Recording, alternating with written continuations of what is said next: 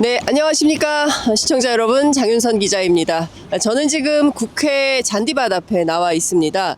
오늘로 벌써 11번째 탄핵 버스킹 박주민 TV 장윤선의 취재 편의점 함께 공동 생방송하고 있는데요. 시청자 여러분들께서는 어디서 이 방송 함께하고 계십니까? 댓글로 무궁무진한 질문들 그리고 무엇이든 물어보세요 컨셉이기 때문에 아무거나 다 여쭤봐도 됩니다. 네, 친절한 의원님들께서 상세히 설명해 드릴 것이기 때문에 질문 팍팍 올려주시면 좋을 것 같습니다.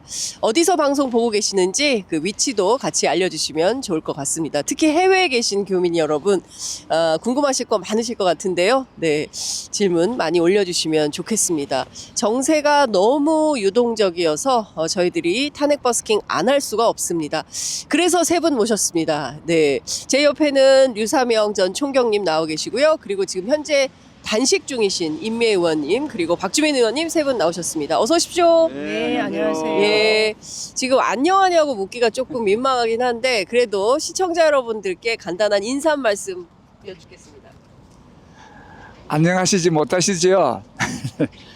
곧 안녕하리라 믿습니다. 지금 탄핵 파면 결정이 계속 지연되고 있는 상태에서 국민적인 피로도가 지금 막 늘어나고 있고 어려운 민생에 회복하는 시간이 늦어서 소상공인들 여러분 힘드실지 아는데 조금만 더 기다리시면 된다는 확신을 여러분에게 전달합니다. 감사합니다. 네, 안녕하세요. 지금 광화문에서 릴레이 단식 농성에 동참하고 있는 단식 5일차 임미애 의원입니다. 우리 조금만 더 힘을 내봅시다. 고맙습니다. 벌써부터 댓글에 답답해 죽겠다, 불안해 죽겠다 이렇게 댓글들 달아주시는데요. 저희가 이제 뭐 불안과 또는 분노 있을 수 있지만 또 침착함 그게 있어야 되는 시기인 것 같습니다. 여러 가지로 저희들이 또 비상하게 헌재 앞에서 계속 릴레이로 기자회견도 하고 1인 시위도 하고 당에서는 매일 행진, 그 다음에 농성, 단식, 삭발, 집회 이어가고 있습니다. 여러분들과 함께 하고 있고요. 그런 것들이 영향을 반드시 미칠 거라고 보고요. 조속한 결정이 있을 거다 이렇게 생각합니다. 네, 임미애 의원님 건강 괜찮으십니까? 네. 벌써 5일째 곡기를 끊고 계시는 거라서 네. 사실은 너무 힘드실 것 같아요. 네. 그래도 이게 사람이 독하게 마음을 먹으면 예. 이 정신력으로 조금 이겨낼 수 있는 것 같기는 합니다. 사실 저는 30년 넘게 농사를 지었고 제가 제일 싫어하는 싸움이 단식 농성이에요. 아이고요. 지난번에 계엄 예. 터졌을 때도 사람들 단식 얘기 나올 때 너 밥을 왜 굶어 이랬거든요. 네네. 먹거리를 그런- 예. 키우시는 분이 그러니까 맞아요. 그랬는데 농사를 짓기 때문에. 제가 오죽했으면 이렇게 단식에 동참을 하게 됐겠습니까? 요즘 저희 농민들이 매주 올라와요. 네. 예. 농번기인데. 그렇죠. 지금 그러니까, 진짜 지금 농번기예요. 농번기인데. 겨울에 갑자기 늦은 추위가 다가와서 마늘 비닐 뚫는 것도 최근에야 뚫었고 또 겨울 내 뭐 이렇게 광화문의 거리를 함께 메워주시느라고 사과 뭐 이렇게 과수 농사 짓는 사람들 전지 작업을 아직 제대로 못했어요. 그래서 아이고야. 지금 한창 하고 있거든요. 막 나무에 물이 오르는 중인데 전지 작업을 해요. 그래서 지금 가뜩이나 일손도 바쁜 철인데 지금 네. 농민들이 매주마다 올라오고 있고 그런 상황에서 농민이 곡기를 끊어야 될 정도로 지금 상황이 정말로 지금 마지막 힘을 우리가 총동원하지 않으면 네. 이 판이 어떻게 될지 모르겠다는 생각이 사실 좀 있어서 한편으로는 상식적인 판단을 할 것이다라고 생각하면서도 저들의 행태가 너무 뻔뻔하고 염칠한 건 없고 상식적이지 않아서 저희가 지금 마음을 이렇게 물다 보니까 몸은 그래도 좀 버틸 수 있습니다. 네.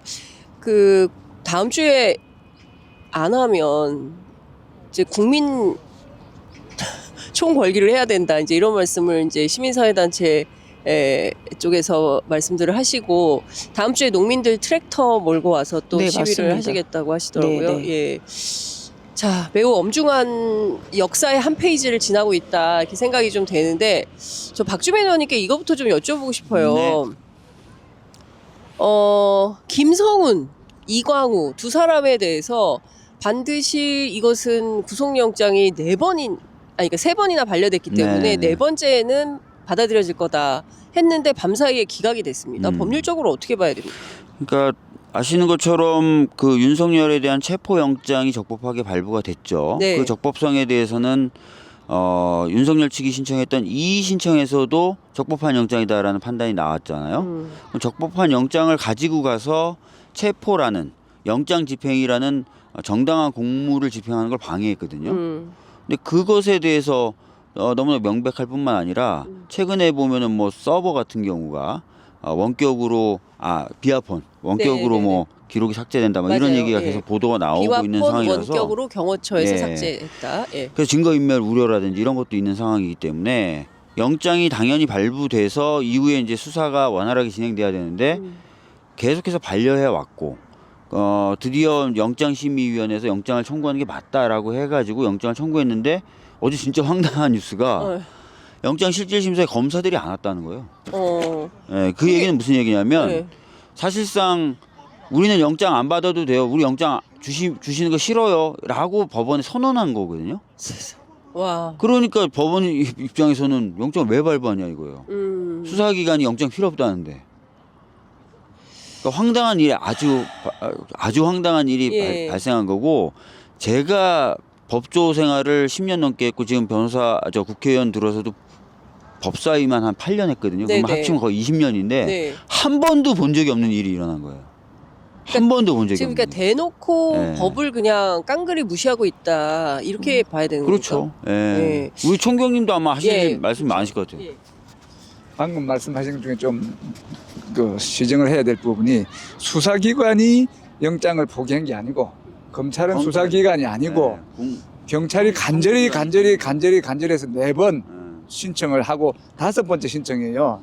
5번째 신청한 걸 이제 어쩔 수 없는 여론에 밀려서 이제 청구를 해줬는데 청구하면서 이제 출석에 이제 안 나갔다는 이야기는 검찰이 이제 공익의 대변자로서 아니면 우리 경찰의 이제 감독자라는 역할 때문에 이제 검찰이 영장을 청구하게 돼 있는 그런 형태인데 그런 역할을 포기했기 때문에 이번 요 사건을 빌미로 해서 검찰의 영장 청구권을 취소해야 된다. 검찰은 자신의 이익과 관련된 문제에 대해서는 이렇게 철저하게 수사기관을 왕따를 시키기 때문에 이제 수사기관이 스스로 법원에 영장을 신청하는 전 세계적인 조류에 맞춰서 우리나라도 이제 헌법 이번에 바뀐다는 이야기 있을 때 반드시 검사의 영장 청구 독점권을 배제해야 되는 그런 명백한 증거가 나타났다 이렇게 생각합니다. 말씀 좀 보충하면은 사실은 헌법에 사법기관 중에 주되게 나오는 그 직위와 역할은 판사예요. 네. 판사 법원이 이제 쭉 나오고 검사는 사실은 뭐 아시다시피 뭐 사법기관이 아니라 행정기관이고 네. 딱 2번 나오는데 2번 나오는 게 뭐냐면 영장을 법원에 청구하는 역할로 나와요. 뭐 수사를 이 사람이 해야 된다 이런 얘기도 없고 뭐 경찰을 통제해야 된다 이런 얘기도 없어요. 네. 근데 딱 영장 청구에 대해서 2번 언급이 될 뿐인데 지금 말씀하신 거는 그 헌법을 좀 개정해서 어차피 이제 수사권을 저희가 없앨 거잖아요. 없애는 동시에 영장 청구를 독점하게 한 것도 없애버려야 된다. 네. 예, 그 말씀하시는 예. 거예요. 예. 그러니까 우리나라는 헌법상 영장 청구는 검사만 할 수 있도록 되어 있기 때문에 이 영장 청구를 독점하고 있는 검사의 지위를 없애야 된다라는 게 이제 류사명 총경님 말씀이시고, 근데 중요한 건 이런 것 같습니다. 수사기관인 경찰에서 열심히 수사를 해가지고 이거 영장 청구 검찰에게 권한이 있으니까 검찰이 하세요라고 했는데 정작 재판 과정에서는 변호인, 검사, 판사 그리고 이제 증인은 시키면 말하는 거고 피고인도 시키면 말하는 거고 이런 거잖아요. 판사가 시킬 때 아니면은 말할 수가 없는 거잖아요. 그 밖에 다른 사람들은. 그런데 검찰이 아예 출석을 안 해버렸다라는 것은 우리는 아무것도 방어할 생각이 없으니까 피고인과 관련된 이익을 적극적으로 해석해 주세요라고 해석할 수밖에 없는 거잖아요. 그러니까 지금 황당한 일이 벌어졌는데 이것은 심우정 검찰총장이 즉시 항고를 포기했던 것하고 거의 흡사한 상황이 아니냐. 그러니까 대놓고 법을 무시하는 일이 계속 반복이 되고 있으니까 자 이렇게 되면 과연 탄핵 심판은 어떻게 될 것인가. 돌고 돌고 돌아서 우리는 매주 이 자리에 왔다. 네. 말씀하세요. 지난번 윤석열 구속 취소 사건에서 말도 안 되는 지기현 판사의 구속 취소 결정과 그거를 이제 시정할 수 있는 심우정 검사의 적시항고 포기, 네. 여기 합작품을 해서 윤석열을 도주를 시킨 거예요. 탈옥을 시킨 건데, 이번 사건도 똑같이 검사와 판사의 합작에 의해서 김성훈에 대한 영장이 기각이 판사의 그 구속영장을 기각하는 그거 보면 뭐 증거는 이미 체득이 됐고 증거 인멸할 것에 대한 소명이 적다 하는데, 이게 지금 그 비아폰을 지하라는 그런 지시를 했다는 그런 명백한 지시가 그 서류에 붙어 있는데도 이 증거 인멸의 염려가 소명이 안 됐다 하는 이런 결정을 한 판사와 또 출석조차도 안 할 정도로 노골적으로 그 김성훈을 이렇게 이전에 네 번 기각한 그 검사 측에서 출석조차 안 함으로써 일하는 이 검사의 행태, 이번에도 판사와 검사가 작당이 돼서 실체적 진실을 밝히려는 노력을 저해하고 있는 거 아니냐. 두 사태가, 네. 두 사건이 유사점이 있다고 생각을 해요. 그러니까 저도 그 말씀하신 것에 동의해요. 일반 국민의 눈높이에서 보면, 저는 법조인이 아니잖아요. 국민 눈높이에서 보면 지난번 지기현 판사와 심우정의 합작품, 그것의 연장선에서 이번에 검사가 그 심사, 영장실심 하는 데에 참석하지 않았다면 판사는 무엇을 근거로 해서 이것을 기각할지 말지를 판단했을까요? 이미 저희가 볼 때는 이거는 충분하게 서로 이게 이렇게 뭐랄까, 공감대가 형성된 상황에서 벌어진 일이다라고 봅니다. 그러다 보니 국민 입장에서 보면 도대체 대한민국이 이런 인간들로 돌아가고 있었는가라는 게 자괴감을 느끼는 거죠. 우리가 너무나 우리 사회의 민낯을 들여다보고 있다. 이게 진짜 한두 번도 아니고 이것을 언제까지 우리가 그냥 용인해 줘야 되는가라는 생각을 좀 많이 하게 됩니다. 그렇습니다. 그러니까 이 엄청난 법조 카르텔을 그냥 온 국민들이 매일매일 확인을 하고 있는 거다라는 건데, 춘천에서 최영우님이 박주민 의원님께 이런 질문을 좀 주셨습니다. 여전히 양승태 사법농단 2심이 진행 중인 상황에서 사법부는 구조적으로 검찰과 유착할 수밖에 없는 상황으로 보입니다. 2018년 박주민 의원님의 특별재판부 법안이 그래서 더더욱 아쉽습니다. 민주당이 법원행정청의 염원대로 법조 일원화 후퇴를 결정해도 중요할 때마다 검찰 권력의 편을 들어버리는 사법부를 보면서 공직 카르텔을 해체할 강력한 제재 수단의 필요성을 절저히 느끼는데, 박주민 의원이 어떻게 방법이 좀 없겠습니까? 탄핵 이후가 저는 더 걱정이 됩니다. 이런 의견 주셨습니다. 사법부에 대해서 이제 민주당이 이제 지속적으로 해왔던 것이 두 가지입니다. 하나는 소위 말하는 카르텔이라는 걸 없애기 위해서 다양한 경력과 경험을 가진 사람들이 판사로 진출할 수 있게 하는 법조 일원화. 두 번째는 법원 내부에서 인사권 등을 이유로 판사들을 상부의 명명에 복종하게 만드는 시스템 해체하는 거. 이 두 가지를 계속 추진해 왔는데, 이 두 번째 거는 이제 법원행정처라고 하는 행정조직을 수평적 회의체로 만드는, 그 다음에 이제 법원장은 승진을 시키는 게 아니라 그냥 호선. 판사들 중에 뭐 괜찮은 사람 해. 이렇게 호선. 이런 식으로. 간사법. 간사도 이게 좀 세서 그거 아니 그냥 호선. 그래서 그런 식으로 하는 제도를 해서 사실은 좀 많이 진전이 되어 왔었는데, 국민의힘이 이제 법사위 장면을 좀 보면 국민의힘이 계속 그걸 공격해요. 법조 일원화에 대해서 공격하고, 네. 법원행정처를 좀 더 강화해서 승진 제도를 도입하고 뭐 이 얘기 계속합니다. 왜냐면 그래야 이제 법원이 통제가 되는 조직으로 바뀌거든요. 그래서 조희대 대법원장이 들어와서 그 작업이 상당히 진전이 돼요. 그래서 법원장을 호선으로 뽑던 걸 대법원장이 지명하는 식으로 바꾸고, 그런 식으로 많이 바뀌었어요. 근데 고등부장 승진 제도는 저희들이 이제 해체시켜 놓은 게 아직 보고는 안 되는데 그거까지 되면 완전 장악될 겁니다. 예전 양승태 때처럼.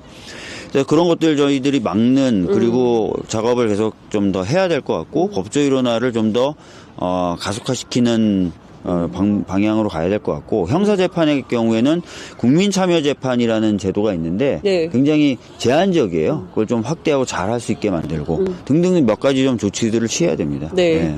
자, 돈팡님께서 김성훈 구속영장 다시 경찰이 신청해야 되는 것은 아닙니까? 이런. 그 영장 전담 판사가 이번에 결정을 했는데 영장 전담 판사가 이제 로테이션을 돕니다. 우리 경찰이 이 영장을 발부를 꼭 시키겠다 하면 영장을 발부 그 확률이 높은 판사의 그 타임에 맞춰서 이렇게 영장을 신청하고 청구하는 그런 절차인데 그 지금 잘못된 판단을 한 분이 그 한 분이기를 바라는 마음에서 또 한 번 신청할 수는 있습니다. 그런데 검찰이 또 맞춰서 그 사람 타임에 또 청구를 해버리면 피할 수가 없는 거고 똑같은 결론이 나올 근데 또 하세요. 네, 경찰은 이럴 때 지면 지는 겁니다. 맞습니다. 네, 경찰은 경찰이 또 해야지요. 이례적으로 4번 이렇게 영장을 기각을 했는데 한 번 더 청구한 거는 그 역사상 거의 전무할 거예요. 영장심의위원회에서 이거 영장 청구하고 이거 해줘야 된다라는 결과가 있었잖아요. 그래서 더 진행된 거 힘이 아닌가요? 있었는데도 불구하고 그런 이제 국민적인 염원과 이 또 경찰의 강력한 의지와 영장심의의 그런 현명한 결정까지 엎어서 했는데도 이 지금 영장 정담 판사는 그렇게 생각하지 않고 검찰은 또 출석 안 했는데 더 해야 됩니다. 이 경찰은 국민의 뜻을 반영하는 국민의 경찰이기 때문에 국민들이 바라고 실체적 진실을 규명하는 경찰의 입장에서는 또 청구를 해야 됩니다. 지금 지적한 그 증거를 인멸할 부분에 대한 소명이 부족하다는 그 소명을 더하고 또 증거가 이미 다 수집되어 있기 때문에 구속의 필요성이 없다 하는 그런 거에 대한 반박하는 자료를 추가를 해서 영장을 신청하는 게 국민적인 바람에 부응한다 이렇게 생각을 하고 이 경찰한테 요청을 합니다. 다시 될 때까지 영장을 청구하시는 게 맞다. 청구하세요. 뭐 네, 청구하세요. 신청하고 검찰 청구하고 청구하세요. 청구하세요. 예. 신청하세요. 예. 아, 신청하세요. 아, 그러네. 법조계는 청구는 사과하세요. 예. 법조계는 신청하세요. 사과하세요. 쪽에 사과 다 해야 될 것 같아요. 예. 아 진짜 아니, 그러니까 맹성이 필요합니다. 맹성이. 네, 진짜 그렇습니다. 그러니까 대한민국 법조가 이렇게 썩었구나, 이렇게 기득권의 편이구나. 물론 알고는 있었지만 이 정도일 줄은 몰랐다. 그러니까 최근에 심우정 총장이 검찰 조직까지 엿바꿔 먹는다라는 얘기가 나올 정도로 진짜 윤석열 권력에 맹성하고 있는 게 이제 다 드러나는 건데 저희 이제 국민들은 이런 생각을 좀 하게 되는 겁니다. 지금 보면 사실 김성훈과 윤석열은 공범 관계잖아요. 공범이 그리고 최근에 김성훈 영장, 이광우 영장을 통해서 드러난 그 언론을 통해서 드러난 사실관계만 보더라도 김건희 씨가 그랬다는 거잖아요. 야, 니네 경호처 실망이야. 총 들고 있으면 뭐하냐. 이럴 때 쏘라고 있는 건데 왜 총 안 쏴. 이런 얘기를 했다는 거잖아요. 그리고 경호 3부장이 적극적으로 그 상황을 막지 않았다면 유혈사태 나는 거 아니겠습니까? 체포영장 집행 과정에서. 그러니까 그들은 여전히 그런 태도를 일관하고 있는 건데 이거를 그냥 이렇게 영장 신청 좀 해주세요. 이런 컨셉으로 해야 되겠죠? 예. 의원님 어떻게 생각해요? 예. 네, 근데 사실 김건희의 그 발언을 들으면서 총 있으면 이재명 쏘고 자기도 죽고 싶다 뭐 이런 식의 얘기를 들으면서 참 품격 없는 거는 익히 알고 있었지만 저 사람이 저런 식으로 말을 하는 게 정말 격떨어진다 이런 생각이 좀 들었고요. 거기다가 또 하나는 그 전에 우리가 한간에 계속 그런 얘기 들렸잖아요. 대통령실은 실질적으로 김건희가 장악하고 있다. 여사가 관심 있는 부분에 모든 사람들이 그 일에 집중하고 있다. 이런 얘기가 있었거든요. 실제로 대통령실 내에서의 부의제로는 김건희였다는 것을 공공연하게 많은 사람들이 증언을 하고 있는데 그 연장선에서 벌어진 일이다. 여전히 자기가 국민들한테 반성하거나 사과할 마음은 눈꼽만큼도 없는 거고 이 계엄 이후에 벌어진 정국에 대해서 자신이 이 피해자인 양 행세하는 거죠.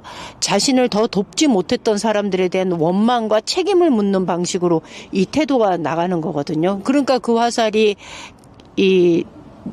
경호처 내에 지난번에 체포영장 집행 과정에서 합법적인 청구 임해 그것을 어떻게 막겠느냐라고 말을 했고 그것에 대해서 좀 이렇게 적극적으로 막아주지 않았다는 이유로 이번에 해임을 한 거잖아요. 해임은 실제로 가장 큰 그렇죠.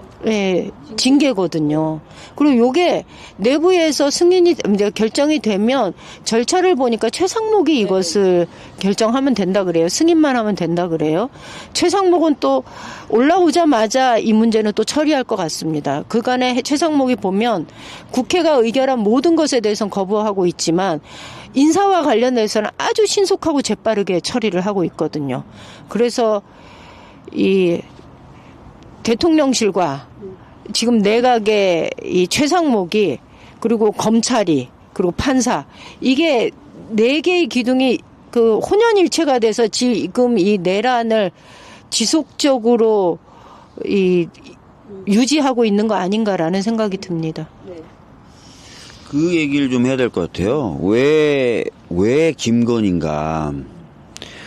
지금 보면 경호처 내에도 김건희 라인이 있다는 거고, 대통령실에도 김건희 라인이 있다는 거잖아요. 그리고 제가 들었던 것도 국민의힘 의원들하고 이제 사석에서 편하게 얘기하다가, 그때도 제가 한번 장윤선 기자분한테 얘기했어요. 왜 의원님 같이 실무 경험도 많고 전문가신데 장관으로 안 가세요? 했더니 옆에 있던 다른 의원이 이분은 김건희하고 안 친해요. 딱 얘기하더라는 거죠. 그러니까 사실 김건희가 모든 인사를 좌지우지했던 건 아닌가. 실제로 제가 듣는 얘기도 있었거든요. 윤석열은 술을 마시고 인사는 김건희가 하고. 그러니까 김건희에게 다 충성하는 거죠. 김건희가 뭘 원하는지. 그리고 이렇게 인사가 된 사람들은요. 충성할 수밖에 없어요. 왜? 발목을 다 잡고 잡힌 거잖아요. 서로 한 공동체가 된 거거든요. 내가 인사청탁해서 저 사람 들어줬어. 나는 인사 승진해서 좋지만 이제는 저 사람이 시키는 대로 할 수밖에 없는 거고. 이렇게 되는 거거든요. 그러니까 이제 그런 어떻게 보면 부정의 카르텔 이렇게 형성이 돼 있을 거다. 검찰들도 승진하고 싶은 사람들 누구한테 손을 댔을까? 경찰들도 승진하고 싶은 사람들 누구한테 손을 댔을까? 딱 그쪽이 아니겠어요? 그런 애들이 지금 다 위에 있는 거예요. 예. 그 의원님 한아프리카 기자 취재한 기자가 얘기해 준 건데 한아프리카 정상회의 했었잖아요. 네. 그 대왕고래 프로젝트 영일반에서 석유 나온다고 막 그 난리 났던 네. 날 그날 행사가 끝나고 대통령 내외가 이제 내빈들하고 악수하려고 줄 서 있는데 김건희하고 악수하려고 줄 선 사람이 윤석열 더블이라는 거야. 줄이 김건희 라인이 훨씬 길었다. 그러니까 예전에도 무슨 일이 아니에요. 예전에도 우리는 최순실을 몰랐지만 삼성은 최순실을 알아서 거기 말 사주고 했던 거잖아요. 맞아요. 누구한테 선을 대면 이게 풀리는지 알았던 거죠. 그러니까 그런 것처럼 지금 김건희에게 선을 대면 풀리고 뭔가 된다는 걸 다 아는 거예요. 예. 조선일보 제 추측이에요. 조선일보가 그 명태균 USB 들고 김건희하고 딜을 하려고 하지 않았을까? 이런 생각이 자꾸 드는 거예요. 워낙 그렇게 소문이 파다하니까 김건희를 통하면 다 된다고 하니까. 예. 그러니까 이 대목에서 국민들이 정말 김건희의 실체를 모르는 것 같아요. 여전히 김건희가 감춰져 있다. 그러니까 영부인으로만 그 사람들이 인식하고 이 사람의 행보를 설마 그랬겠어라고 생각하는 사람들이 대부분이거든요. 그래서 저는 국민들께 좀 말씀드리고 싶어요. 그게 아니다. 당신들이 알고 있는 김건희와 실제 김건희는 너무나 다르다라는 얘기를 꼭 드리고 싶어요.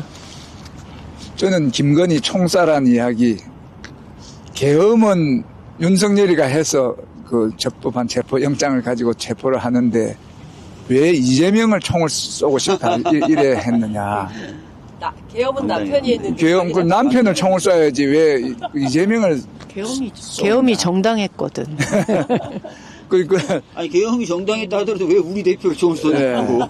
그래서 제가 염려하는 거는 과거에 있었던 그 체포 현장에서의 총격 사격은 이제 걱정을 이제 그만하면 되는데 앞으로의 이재명 대표 총기 테러 위협 사건하고 지금 그게 이제 오더가 된 그 소문이 남으로써 이제 김건희가 아까 말한 권력 실세 V0가 이재명 총 쏘는 것을 원하는구나. 이런 잘못된 시그널로 읽혀서 그 러시아에서 총기를 밀수를 해서 HID 707 오비 요원들이 총을 쏜다는 그걸로 연결할 수 있는 이재명 총 하는 거하고 이제 연결성이 있어서 대표에 대한 경호를 강화해야 된다. 그런데 경찰에서 이번에 신변 보조 해갖고 경호가 아니고 신변 보조를 해서 제가 숫자는 알지만 말을 못하는 그 정도 왔는데 그거 가지고는 그 택도 안 된다.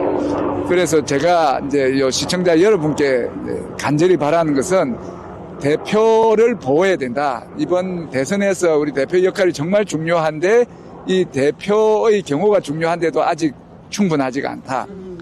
그래서 지지자들이 대표를 경호해야 된다. 지지자들이 대표한테 앞에 몰려서 사인을 해주라, 사진을 찍자 해서 이 경호에 부담을 주는 행위를 하지 말고 그 반대로 그 지역을 잘 아시니까 평소에 오는 사람인지 안 오는 사람인지 오기 전부터 어떤 행동을 했는지를 살펴서 그거를 경호팀이나 경찰에 알려주는 그런 적극적인 경호에 도움을 주는 행위를 했으면 좋겠다 하는 게 제 생각입니다. 자, 지금 잠깐 제가 힘드셔가지고 그 농성장을 오래 비울 수가 없어서 잠깐 인사하고 예. 그 댓글창에도 그런 글들이 많이 올라옵니다. 말랑콩떡님이 임미애원님 뉴스공장 인터뷰 보고 감동했습니다. 계엄의 밤이 아직 끝나지 않았는데 그날 어땠는지 다시 듣고 싶어요. 막 이런 말씀 주셨는데요. 이런 얘기는 농성장에 가서 들으시면 좋을 것 같고 의원님 이제 좀 자리를 뜨셔야 될 것 같아서 간단하게 인사 말씀 한 말씀 듣고 마무리할게요. 네. 왜 이 시기에 단식을 하냐. 이렇게 힘내서 먹고 힘내서 싸워야지 이 얘기하시는데 맞는 말씀입니다. 저도 그렇게 생각합니다. 그리고 저희가 단식하고 있는 건 실제로 일찍부터 단식 탄핵연대 국회의원 모임에서 단식을 시작을 했고요. 이게 우리가 14일 정도면 결과가 나올 것이라고 생각했는데 이게 그때도 이 헌재가 선고를 하지 않았고 21일이면 나오지 않겠는가 했는데 21일도 안 나오고 이제 다시 28일 얘기가 오고 가고 있습니다.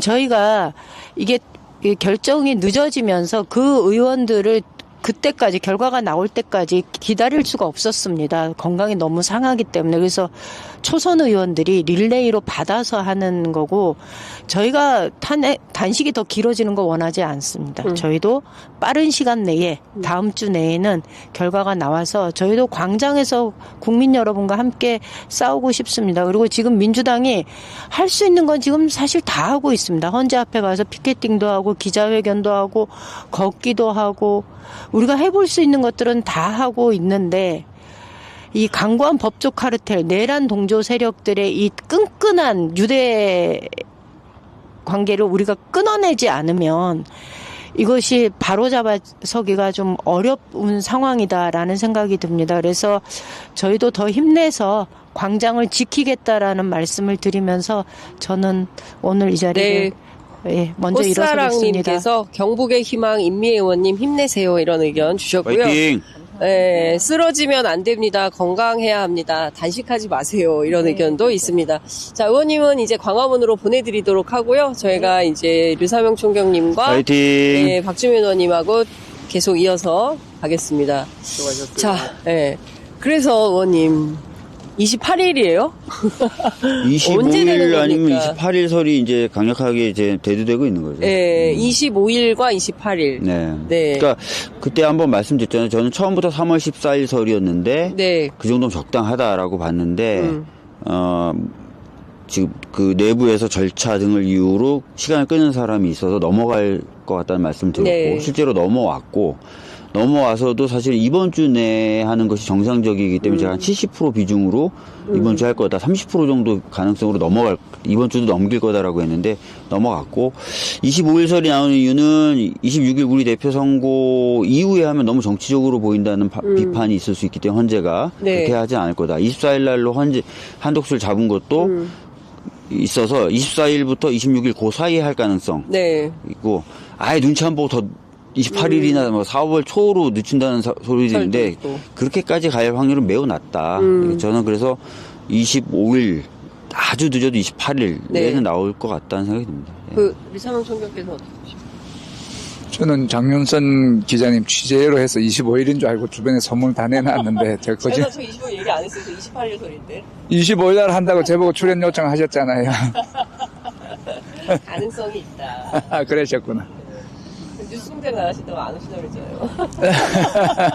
아니 그쪽에서 잘 이렇게 저도 25일이었으면 좋겠고 28일이라도 나쁘진 않는데 4월로 넘어가는 거는 전 국민적인 저항을 불러일으킬 것이다. 이래서 그렇고 27일은 제가 듣기로는 26일까지 선거를 하지 않으면 민주노총에서 총 파업을 한다. 이렇게 해서 시민사회 전체가 지금 들고 일어나는 그 확률이 높아지는 시기이기 때문에 가급적이면 빠르면 빠를수록 좋기 때문에 25일을 강력히 기대하는데 현실적으로는 조금 확률이 낮고 28일이 현실성이 있다고 생각을 합니다. 지금 국민들은 하루하루가 정말 일각이 여삼추다. 그 생업을 포기하고 광장으로 나오시는 분들이 굉장히 많으시고 이 불안을 끝내지 않고는 뭐 일상으로 돌아가기 굉장히 어렵다. 아까 이제 농번기 말씀도 하셨지만 일상으로 돌아가기를 원하는 그 20, 30대 우리 너무 많이 만났었잖아요. 원님 광장에서. 근데 그런 걸 생각하면 헌법재판소가 기일을 늦추지 말아야 되는데 끊임없이 기일이 늦어지는 것은 두 가지 설이 있더라고요. 하나는 한덕수 기각, 그래서 이제 국정 안정화를 시키고 윤석열 인용 이렇게 가려는 수순이다. 반대로 앞서 말씀해 주신 대로 이거 4월 18일 문영배 이미선 임기 끝날 때까지 버티다가 그 이후에 최악의 상황을 염두에 두고 전략을 짜야 되는 거 아니냐. 나이브하게 대응하다가 오히려 되치기. 특히 이제 구속 취소 사태 이후에 많은 국민들께서 불안이 더 많이 생기신 것 같거든요. 그 점은 좀 어떻게 보는 게 타당하다 이렇게 말씀 주시겠습니까? 그러니까 뭐 제가 어제 이제 탄핵소추위원단의 법률 대리인, 그러니까 국회 측 법률 대리인도 네네. 잠깐 만나서 얘기를 들어봤는데 본인이 이제 쭉 그 변론기일 다 참석하고 서면 다 검토하고 저쪽 주장 다 검토한 입장이잖아요. 네네. 그런 입장에서 말하는데 뭐 보통 변호사들은 막 공개적으로 뭐 사건의 결론에 대해서 예단하거나 네. 말해주지 않는데 제가 좀 친분을 이용해서 좀 얘기 좀 해봐라. 어떠냐? 어떤 거냐 도대체. 어때? 불안해? 했더니 전혀 문제 없다. 아, 전혀 문제 없다. 예, 이렇게 얘기를 하더라고요. 그러니까 예. 바깥에서 보는 저희 법조 출신 의원들도 사실은 이게 기각이 되거나 각하될 가능성은 없다라고 보고 있는데 네. 실제 이 소송 과정에 참여했던 변호인도 전혀 문제 없다. 다만 절차가 지연되고 있는데 그 부분은 자기도 답답하지만 예. 하여튼 문제 없다. 이렇게 얘기를 하더라고요. 네. 저도 좀 들은 이야기가 예, 있는데 예. 이 진보 보수 성향의 재판관이 이제 딜을 하는데 네. 그 내용적인 면에서 8대 0이나 뭐 파면 결정에는 그대로 동의를 한다. 다만 보수 쪽에서는 기일을 가지고 시간을 좀 늦춰주는 쪽으로 해서 네. 진보에서는 8대 0을 주장을 하고 보수 쪽에서는 시일을 좀 뒤로 대표 재판 결과 네. 전후 이렇게 좀 뒤쪽으로 가거나 직전으로 이재명 가거나 해서 대표 재판 예. 뒤로. 그 실질적으로 제가 이제 정관 변호사들하고 과거에 변호사하면서 네. 붙어보면 정관 변호사들이 사실 내용까지 바꾸는 건 굉장히 힘들어요. 기일을 늦춰준다거나 네, 네. 절차를 좀 더 유리하게 하거나 편하게 해주거나 네, 네. 그런 것들은 해요. 그러니까 근데 이거는 워낙 사안이 명백하기 때문에 예. 당연히 내용을 바꾸기는 어렵고 예. 유사면 위원장님 말씀하신 대로 지금 기일을 좀 늦춰달라는 요구는 끊임없이 들어가고 있는 것 같고 거기에 영향은 좀 받는 것 같아요. 실제로 한덕수 먼저 해라라는 게 그것도 권성동 원내대표의 보수들이 했던 얘기를 들어준 거예요. 그렇죠. 예. 그거를 요구를 받아준 거고, 그 무슨 번호대로 하면은 사실 8번 윤석열, 9번 한덕수기 때문에 8번부터 먼저 해야 되는데 변론 종결을 이유로 들어서 한덕수를 먼저 하는 거다. 그 어쨌든 8대 0은 바뀔 리가 없다라고 믿고 있는데 네. 구속 취소도 그랬거든요. 구속 취소도 절대 받아들일 리가 없다. 설령 한다고 하더라도 설령 한다고 하더라도 검찰에서 즉시항고 하면 된다, 할 거다, 이 생각이었어요. 그런데 그는 석방되어 걸어 나왔고, 저는 김성훈 경호차장과 이광우 경호본부장이 구속이 되면 이게 좀 기류가 꺾이는 거다라고 볼 수 있겠다고 생각했는데 어제 또 버젓이 도로 나왔습니다. 그러니까 이거는 이제 그러니까- 같은 맥락인 거예요. 네. 그러니까 윤석열에 대해서 즉시항고를 포기했잖아요, 검찰이. 네. 그때 우리가 얘기했던 게 그렇죠. 검찰 조직까지 바꿔먹는다. 맞아요. 예. 그러니까 심우정 등 그 윗대가리들은 완전히 발목 잡혀 있는 존재거든요. 예. 그리고 심우정이 지시해서 지금 다 그렇게 하고 있는 거예요. 예. 그러니까 요거는 같은 대로 흘러가고 있는 거예요. 검찰 쪽 대응은 이제 그렇게 한 세트다. 가는 거예요. 예, 가는 예. 건데 얘네들도 그렇다고 해서 그러면 윤석열을 내란죄로 기소 안 하거나 그런 거냐? 기소 다 하잖아요. 그러니까 네. 요건 그냥 하지만 그런 거는 그 서버의 문제라든지 예. 검찰에 자기네들 목에 칼 들어올 수도 있는 것들은 막는 거예요 지금. 발목 잡힌 부분은 그렇게 이제 보시면 될 것 같고. 예. 그다음에 이제 그러니까 명태 자기들은 피해가겠다. 이 그렇죠. 와중에 예. 자기들의 범죄 사실은 드러나는 것은 절대 예, 맞겠다. 그건 막는 거고 또 발목이 잡혀있기 때문에 그 정도 편의는 봐줄 수밖에 없는 거예요. 불구속 상태로 재판을 네, 받게 네, 한다든지. 예. 요건 이렇게 간다고 보시면 되고 헌재 쪽 맥락은 아까 말씀드렸던 대로 지금까지 많은 사람들이 예측하거나 예. 하는 얘기가 내용을 바꾸는 게 아니라 기일을 절차와 늦추는, 그러니까 예를 들어 한독수 먼저 해줘 예, 라든지 예. 기일을 좀 늦게 해줘 예. 뭐 요런 요구들은 지금 조금씩 수용되고 있는 듯한 분위기고 네. 그것을 수용하면서 8대 0을 유지하거나 만들어가는 과정으로 보는 게 좀 맞지 않을까 싶은 거예요. 예. 그러니까 28일이 마지노선인데 28일이 그러니까 다음 주 수요일 날 이재명 대표의 항소심 재판 기일에는 통보를 해야 되는 거예요. 최소 이틀 전에는 그렇죠. 예, 통보를 하니까 그날 통보를 해서 기일이 좀 잡히면 이제 내주에 이제 이게 종결이 되는 건데 이제 그렇지 않은 상황에 대해서도 또 당 전략 단위에서도 고민을 해야 되지 않겠어요? 마지막에 아니 왜 윤석열 위원장 말씀하세요. 예. 당에 대해서는 또 아, 정말 당과 관련해서 박주민 의원님이신가? 예. 그러니까 요 지금 우리가 최후의 마지노선으로 이재명 순서를 그 윤석열에 대한 파면 결정을 먼저 하고 대표의 그 항소심 선고 기일을 맞이하자는 게 우리의 마지노선이었는데 네. 그게 지금 흔들리고 있는 그런 상황이니까 그러니까 이런 분석도 있더라고요. 한덕수 기각을 하고 그 다음에 윤석열 기일을 안 잡아. 4월 18일 넘어서. 예. 그래서 6월 12일 날 180일 조항이 있잖아요. 180일. 그때까지 견딘다. 뭐 그런 얘기도 있더라고요. 근데 그거는 일방적인 이야기고 그 안에 그 헌법재판관의 구성이 이 정치적으로 중립이 되게 구성이 되어 있기 때문에 그런 희망은 그런 요구는 있을지언정 그렇게 일방적인 결정은 하지 않을 거라고 확신합니다. 심우정 총장도 그렇지만 사실은 최상목 대행이 더 심각한 건데 그 민주당이 이제 그 최상목 대행에 대한 탄핵 소추안을 제출을 했지 않습니까? 국회의안과에. 근데 이게 월요일 날 한덕수 총리 결과가 나오면 이 무용한 절차 아니냐, 이거 왜 하는 거냐, 라는 비판도 있습니다. 박주민 의원님 설명 좀. 아니 이거는 저도 얘기했고 우리 대표도 얘기했던 것처럼 가장 헌법과 헌법재판소를 능멸한 사람에 대한 적절한 조치예요. 헌재 입장에서도 네. 최상목의 탄핵 소추를 기다릴 거예요. 왜냐하면 본인들이 결정을 했는데 그걸 무시하고 있거든요. 네. 그러니까 헌재는 굉장히 취약한 기구입니다. 힘이 세지만 최종적인 판단 기구라는 그런 의미에서는 굉장히 힘이 세지만 네. 사실은 헌법이라는 것 자체가 그걸 어기면 처벌하는 조항이 없다 보니까 네. 어떻게 보면 또 굉장히 약한 조직이에요. 근데 그걸 이용해서 예. 헌재의 결정을 짓밟고 있는 거거든요. 최상목이. 그러니까 헌재 입장에서는 자신의 존재의 의의를 네. 송두리째 흔들고 있는 존재예요, 최상목이. 예, 예. 그렇잖아요. 그렇죠. 예. 헌재가 결정을 했는데 안 따라 뻔뻔하게 안 따르면 희희낙낙거리며 다니고 있는 거예요. 헌재가 가장 아마 견디기 어려운 존재가 최상목일 겁니다.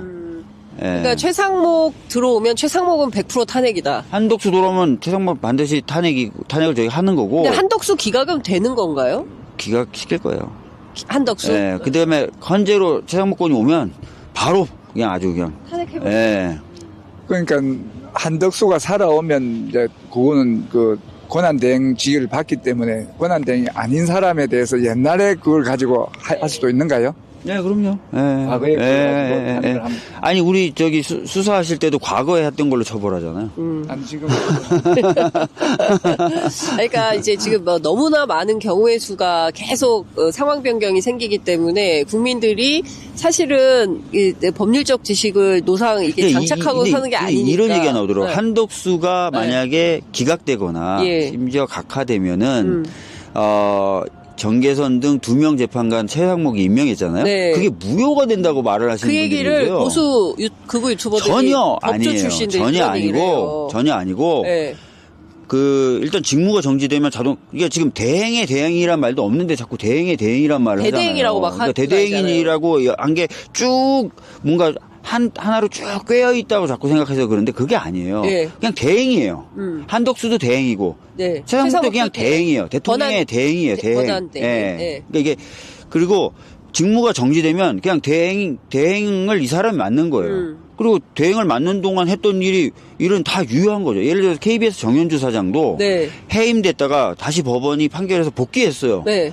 사장이 그동안 있었잖아요. 이명박, 임명한. 예. 그 사람이 했던 거 다 유효해요. 유효하다 법률적으로. 예. 그럼 다 그게 다 무효가 되니까? 그러니까 그러면 또 이것도 여쭤볼게요. 한덕수가 예를 들어서 돌아오면 마은혁 재판관 임명할까요? 임명하죠. 왜냐면 한덕수는 임명한다. 마은혁을. 예. 이렇게 얘기해서 자기는 임명 안 하려고 한 게 아니라 예. 조금 고민해보겠다는 취지로 얘기했잖아요. 헌재 가서. 예. 그렇게 얘기했잖아요. 자기가. 그러면 이제 기각되어 돌아오면 네. 마은혁 임명하면 임명하죠. 구인 체제가 되는 거네요. 근데 구인 체제로 하면 시간이 더 걸려서. 그 시간을 끌기 때문에 그거는 시간을 국민의힘에 더 유리하기 때문에 네. 한덕수는 그 적극적으로 마은혁을 임명을 하고 변론 재개를 해서 시간을 충분히 끌어서 4월 18일 이후에 결론이 나게. 불가하잖아. 변론 종결이 됐는데 변론 제기를 또 할 수 있어요. 아니, 그러니까 그런 요청을- 평의에 개입하려면 예. 변론에 관여를 해야 돼요. 그렇죠. 그래서 마은혁 재판관이 임명되더라도 평의에 개입하려면 변론을 다시 재개해서 변론 갱신 절차를 거치고 네. 다시 평의를 해야 돼. 시간이 엄청나게 오래 걸려요. 그래서 구인 체제로 평의를 하진 않습니다. 네. 그냥 8인이 가는 거예요. 예, 그냥 지금 이 재판은 8인 체제로 그러나 하는 거다. 그 이진숙 방통위원장에 대한 그 탄핵 관련된 가처분에서 예. 헌재가 뭐라 그러냐면 한 명 때문에 만약에 결론이 달라질 것 같으면 한 명 또는 2명 때문에 결론이 달라질 것 같으면 네. 임명된 사람까지 포함해서 하는 게 맞다고 판결 내린 적이 있어요. 그래서 만약에 5대 3이다. 5대 3이다. 네. 뭐 이러면은 마은혁이 임명된 상태라면 껴서 이제 하기 위한 절차 다시 밟긴 밟겠죠. 알겠습니다. 네. 그러니까 지금 그 엄청난 수싸움과 뭐 이런 것들이 벌어지고 있는 것 같고, 근데 중요한 것은 대한민국의 민주주의가 절체절명의 위기에 빠져 있는 것이고, 진짜 만약에 이제 여기서 헌재가 진짜 만약에 5대 3이다. 네. 마은혁이 그다음에 이제 임명이 됐다. 한덕수가 임명시켰다. 그럼 마은혁 관련돼서 만약에 진짜 그렇게 되면 길이 많이 길어져요. 뒤로 많이 가요. 길이 예, 많이 가요. 얼마나? 변론 열고 변론 네. 갱신 절차 거치고 평의 다시 마은혁까지 포함해서 하고 많이 걸려요. 헌재가 그럴 리는 그럴 리는 없겠죠. 없을 것 설마. 같아요. 예. 근데 진짜 만일의 사태가 계속 벌어지니까 정말 끔찍하다라는 생각이 좀 듭니다. 김동주 님이 20대다. 어제도 새벽까지 뉴스 보다가 2시간밖에 못 잤어요. 그렇습니다. 그리고 고양이 발바닥 님이 한덕수로 법카와 의전으로만 세월을 보냈지 국가를 위해 뭘 했는지 모르겠다. 사샤님은 모든 상황을 대비해야 합니다. 지윤님은 내란은 지금도 진행 중입니다. 소리 없는 총성이 들립니다. 경찰은 국민을 보고 일을 해야 합니다. 그 마지막 네. 말이 저한테는 가슴에 찡한데 네. 우리 경찰은 지금 진행되는 상황에서 그래도 국민의 눈치를 보고 국민의 뜻을 받드는데 검찰은 오로지 윤석열과 김건희의 뜻을 받드는 국민의 반하는 반국민적인 그리고 정권의 검찰이고 우리는 국민의 경찰이다. 네. 우리 경찰관 들으시는 분들도 이런 국가적인 위기 상황에서 견위수명, 자기 위태로움을 보면 목숨을 줘라는 공자님 말씀처럼 자기의 손해를 이렇게 불사하고 정확한 판단을 하고 밀고 나가야 된다. 검찰들 전부 다 예. 검찰총장 심우정이 적시 않고 포기하라.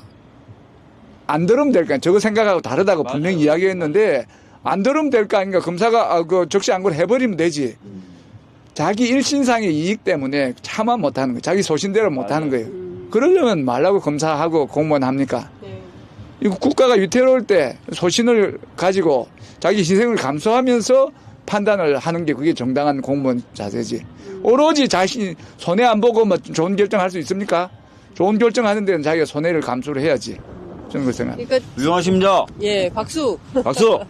그러니까 진짜 이 대한민국의 공직자들이 그리고 이제 87년 6월 항쟁 이후에 대한민국의 제도적 민주주의는 상당히 달성되었다라고 많은 국민들이 생각을 했는데 이 45년 만에 다시 비상계엄이 터지면서 대한민국의 민주주의 토대가 이렇게 하루아침에 무너질 수가 있구나. 그러니까 긴장하고 지키지 않으면 언제 어느 때든 이거는 무너질 수 있는 매우 취약하다. 그래서 항시 깨어있는 시민의 자세가 필요하다라는 생각을 좀 하게 되는데요. 예전부터 고대 그리스 때도 그 이 민주주의 체제를 유지하기 위해서 정말 많은 사람들이 계속 노력을 했어요. 그래서 이게 진짜 사람들이 민주주의 제도에 대해서 정치학자들은 사람들이 애를 쓰지 않으면 유지가 안 되는 제도라고 그랬어요. 예. 그러니까. 네, 맞아요. 20대 때, 30대 때, 40대가 넘으면 저는 거리에 나올 일이 없을 거라고 생각했는데 지금 50 넘어서도 이렇게 거리를 헤매고 다닌다. 자, 이것도 여쭤보겠습니다. 백혜련 의원님 지금 상태는 좀 어떠시냐고? 뭐 어제도 잠깐 뵀는데 네. 뭐 좀 많이 놀라셨고 맞았을 땐 되게 아팠대요. 그래서 이게 처음엔 날계란이 아니라 찐계란인 줄 아셨대요. 본인이 너무 아파서. 너무 아파서. 너무 아파서. 예. 근데 이제 봤더니 이제 날계란이더라 이렇게 되면서. 근데 뭐 지금은 꽤 많이 괜찮아지셨어요. 예. 근데 사실 이제 정치인을 대상으로 하는 테러 그날 오후에는 또 이재정 의원님 다리가 또 이렇게 차이는 일이 있었고 그리고 이재명 대표님 앞서 말씀해 주신 대로 테러 위협이 여전히 상존하는 것이고 이번 대선에서 이 대표에 대한 테러가 있을 거다라는 예고는 사실 비상계엄 터지자마자부터 돌았던 소문입니다. 그리고 뭐 국회에 무슨 스나이퍼가 있다 뭐 별별 얘기가 다 돌았기 때문에 물론 이거는 이제 소문이고 확인된 것은 아니지만 그런 내용을 종합해 볼 때 국회의원들이 막 다니다가 정치인들이 다니다가 뭐 이런 일 당할 수도 있는 거지 않습니까? 예. 근데 이게 경력으로 다 커버가 되는 건지 왜냐하면 그날도 경찰이 다 치웠을 때는 안전했는데 경력이 없었을 상황에서 계란이 투척된 거다 이런 얘기가 있어가지고요. 어제 그 현장을 확인해 보니까 네. 헌법재판소 앞에 헌법재판소 자그마한 3층 건물이고 그 앞에 이제 좁은 길이 있는데 그 길 이쪽으로 인도 쪽으로 버스 차벽을 댔고 길 건너쪽에 차벽을 댔는데 어제는 정말 촘촘하게 해서 그 한 5cm 간격으로 거의 뭐 붙어 있다시피 했는데 네. 그날은 한 조금 벌어져서 한두 명이 출입할 수 있는 공간이 있었는데 그쪽으로 사람 튀어나와서 탁 던지고 도망가 놓으니까 지금 잡기가 어려운 그런 상황인데 그건 경찰력으로 이제 통제가 되는 그런 상황은 아니었던 것 같아요. 네. 그리고 이재명 대표 테러 관련해서 윤석열 정권 들어오자마자 뭐 주구장창 한 일이 사법적으로 하기 위해서 무대기 압수수색, 뭐 구속, 뭐 또 주변에 대한 압수수색, 기소, 무대기 기소해서 지금 여러 건에 5건의 지금 재판을 하고 있고 여러 가지 혐의를 받고 있는데 그런 사법적인 테러를 했고 그 다음에 두 번째로는 김진성 부산에서 가덕도에서 이제 칼에 의해서 그 거구의 가스라이팅된 거구에 의한 테러를 당하셨고 그것도 안 되니까 이제 군사력을 동원해서 쿠데타로 이렇게 했고 네 번째로 지금 하고 있는 게 총을 쏴서 이제 HID나 707 특임 여단의 퇴직자 오비들이 러시아에서 총기를 밀수를 해서 저격을 할 것이다. 이런 지속적인 실제적인 테러 위협이 3번이나 있었고 또 이제 실제 테러가 3번 있었고 위협 제보가 지금 한 건 있는데 거기다가 김건희가 총 이야기를 저래 하는 거 보니까 이재명 대표에 대한 테러의 위협은 실제 상황이다. 그냥 막연한 뭐 제보고 생각으로 그런 게 아니다 하기 때문에 정말 대표에 대한 그 경우는 신변 보호는 철두철미해야 되고 아까 말씀드렸다시피 전 국민이 제보를 해야 되고 전 국민이 경호관이 돼서 이재명 대표에 대한 보호를 하면 좋겠다는 생각을 합니다. 그 제가 보니까 이제 문자나 댓글 같은 거 달리는 걸 봤더니 그 많은 분들이 잘못된 정보들을 가지고 우리 대표를 비난하거나 공격하더라고요. 대표적인 게 헌재 이제 이게 결정이 지연된다. 네, 뭐 네. 이런 얘기들 또는 뭐 사법부가 이렇게 판단을 내릴 수 있냐. 뭐 이런 저희 이제 SNS 게시물에 달리는 댓글들 보면 우리 대표가 재판을 안 받고 있다는 거예요. 네. 우리 대표는 매주 재판 받고 있는데. 네, 재판 13번씩 매번 재판 받으러 가고 예, 있어요. 예. 이렇게 법 잘 지키고 하라는 대로 잘하는 사람인데 마치 재판을 안 받는 것처럼 그렇게 알고 있는 사람들이 많아서 제가 깜짝 놀랐고 그다음에 이번 주에 방영된 PD 수첩을 보면 네. 그 최근에 이제 그 테러 뭐 이런 것들에 대한 것들 쭉 취재했는데 네. 그 김진성 씨 관련된 그 부분도 나와요. 그 기자가 김진성 씨가 사무실로 썼던 공간에 갔는데 나무를 세워놓고 칼로 찌르는 연습을 했더라고요. 그리고 벽에도 그 칼자국이 남아 있는데 이분이 그냥 우발적으로 한 게 아니라 아주 오랫동안 공을 들여서 연습을 하고 쫓아다니고 접근을 했던 거예요. 그래서 우리 마치 당 지지자인 것처럼 예. 그 하고 이런 것들이 그냥 우발적이다 이렇게만 보면 절대 안 된다. 누구로부터 뭐가 있지 않았을까요? 그래서 PD 수첩이 추측은 그분이 이제 주진우 기자하고 최근에 그 옥중에서 서신을 주고받았는데 자유마을이라는 표현이 등장한대요. 그 예, 편지에. 자유마을. 그게 정광훈 쪽이고 예. 정광훈이 수시로 순교 얘기를 해요. 순교. 순교. 내가 기회를 주겠다. 뭐 순교해야 행복하다. 순교할 기회를 가져야 된다. 네. 뭐 나한테 순교하겠다는 사람 신청한 사람이 150 몇 명인데 빨리 더 신청해라. 그렇잖아요. 그리고 지금 현재 그 공수처 앞에서 분신하신 분, 네. 또 그 시청 쪽에서 분신하신 예. 분이 계시잖아요. 예. 이게 다 전광훈 세력인가? 그걸 그렇게 의심하더라고요. 예. 비슷하고. 그러니까 이게 이제 그냥 우리가 웃어만 넘길 수 없는 예. 상황이 가고 있고 헌재도 이런 상황을 예의주시해야 돼요. 그렇습니다. 예. 아니 그러면 저는 정말 궁금한 것이 내란 선동을 12월 3일 이후로 계속하고 있는 정광훈에 대한 수사는 경찰이 왜 이렇게 적극적으로 안 하는 겁니까? 지금 모든 수사기관, 재판기관들이 이제 판결을 기다리고 있는 거예요. 지금 눈치 보고 파면 윤석열 결정을 이제 기다리고 나서 이제 획기적으로 하려고 했는데 이게 늘어지니까 모든 수사 절차도 지연이 되고 있는 것 같아요. 그 눈치 보기 작전입니다. 소신껏 안 근데 하는 진짜 거죠. 돌아올 수 있다고 생각해서 눈치 보는 거예요? 그러니까 아니요. 사실 이건 확실히 이제 그 정치적인 사망을 이제 확인하고 적극적으로 하겠다는 그런 취지 아니겠습니까? 아니 지금 문제가 있으면 그냥 해야지 그걸 권력의 눈치를 보면서 수사를 안 하면 수사는 그 참. 실체적인 진실을 밝히는 거지 네. 정치적인 손익관계를 따져서 유불리를 따져서 해도 되고 안 해도 되고 그럼 안 하면 되죠. 할 때는 어떤 방향으로 유리한 쪽으로 해야 된다 이런 생각이 잘못된 생각이죠. 그렇죠. 그러니까 제가 보기에 경찰 안에 그런 생각으로 아니, 수사를 실제로 최근에 최상목 대행이 500명 정도의 경찰 인사를 한 거잖아요. 이게 다 눈치 보란 얘기잖아요. 그리고 지금 아까 말씀드렸던 것처럼 심우정 이런 사람들 뭐 김주현 민정수석하고의 그 끈끈함이라든지 네. 그 임명 절차도 한번 다 봐야 돼요. 그렇죠. 예. 네.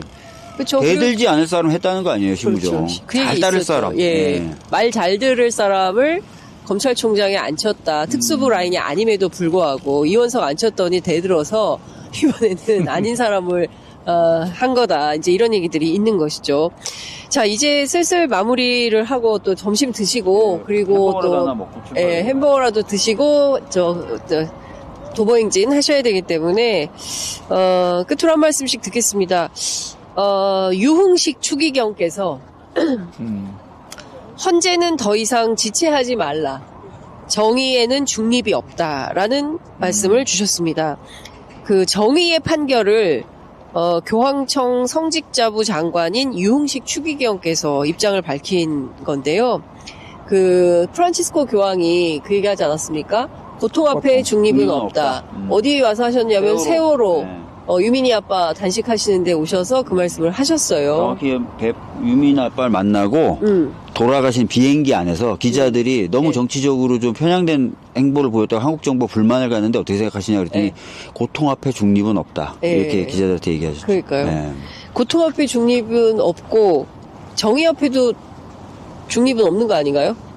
그렇죠. 네? 네. 중립도 중립이지만 지연된 정의는 정의가 아닙니다. 천천히 그 눈치를 보고 나중에 이제 이렇게 정의를 밝히겠다는 거는 그 네. 정의가 아니에요. 필요한 순간에 어려움이 있더라도 그 희생을 감수하더라도 지켜야 되는 그게 정의지. 안전하고 손해 안 보고 자기 이게 전혀 문제가 없고 다른 사람들도 다 그렇게 생각할 때 이 정의를 외치는 것은 정의가 아니에요. 지연된 정의는 정의가 아니라고 어느 분이 말씀하셨죠? 어제 훌륭한 분이 말씀하셨는데 저는 아니에요. 저도 그 문구를 잘 쓰는데. 네, 네, 저도 아니에요. 자, 위기의 대한민국을 위한 갈급한 마음으로 헌재에 호소합니다. 우리 안에 저 깊숙이 살아있는 정의와 양심의 소리를 듣는다면 더 이상 선고를 지체할 이유가 없을 것입니다. 이런 말씀 주셨습니다. 따사로운 봄날입니다. 네, 그리고 이 봄날에 다들 가족들과 함께 유쾌한 주말 보내셔야 되는데 국민들은 또 광장으로 저희들도 지금 11주차, 11주차 특히 박주민 의원님 아기가 아빠 얼굴 한 번만 보는 게 소원이다. 이제 박주민 의원 주말에는 아빠로 살게 해줘야 됩니다. 자, 끝으로 한 말씀씩 듣고 마무리하겠습니다. 더 이상 좌고우면하지 말고 필요한 때 필요한 결정을 모든 판사, 검사, 경찰, 공수처 모든 분들이 헌법재판관님들이 또 특별히 절실한데 더 이상 지연시키지 마세요. 지연된 정의는 정의가 아닙니다. 헌법재판소 그분들 저스티스라 부르지 않습니까? 저스티스는 정의고 그 정의는 지연되지 않고 제때 목소리를 내셔야 되는 겁니다. 이제 더 이상 지체하지 마세요. 네. 지금 헌재는 그 존재의의를 잃어버릴 수도 있어요. 지금 이미 권한쟁의 심판, 마흔역 재판과 관련된 권한쟁의 심판에 대해서 위헌이다라고 판단을 내렸는데 안 따르고 있는 세력들이 있고 본인들을 포함해서 헌법과 법률을 지금 짓밟고 있는 세력이 있는데 이런 쪽에 손을 들어주게 되면은 본인들도 한꺼번에 스스로 자기 부정을 하는 거거든요. 잘 하리라고 믿고요. 이왕이면 좀 빨리 하는 게 좋을 것 같다는 생각이 듭니다. 예.